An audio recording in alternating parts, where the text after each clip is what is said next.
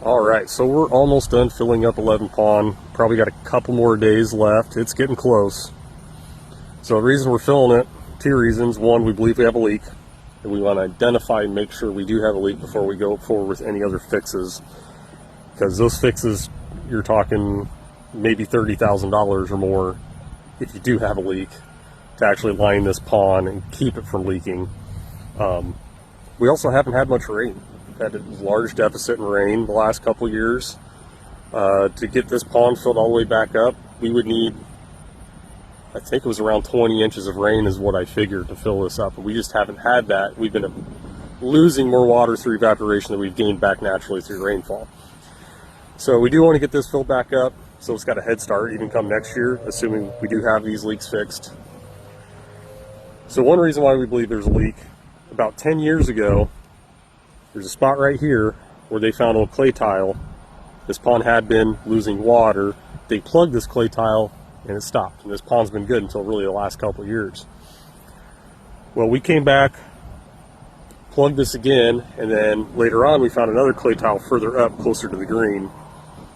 And all those clay tiles run to the low area, well, the valley here on 10. That's where we've noticed a bunch of water coming out of old clay tile. So real strong belief that that was causing a lot of the issue, but also deficit of rainfall has exacerbated it for sure. So once we get this completely full, what we're going to do is dye this pond very, very heavily. It's going to be really blue, but we want to make sure if we notice water running out of that valley, we're going to collect that water, see if it's blue. If it's blue, tells me it's coming from this pond. Then we have to go figure out what we're going to do next step wise. I am going to include a picture, an overlay of actually where the old green was back before they did the renovation, 96, 97. The old green and bunkering was actually in where the existing pond is. So I'll include an overlay on that. It's real kind of interesting.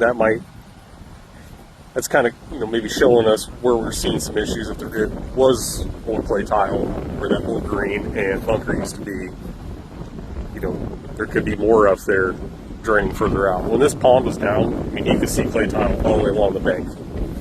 So first things first, let's set up diet, make sure we fix these leaks, or may also, hopefully, if we do have leaks, help us identify where they may be coming from. So we might have to fix it up a little bit more.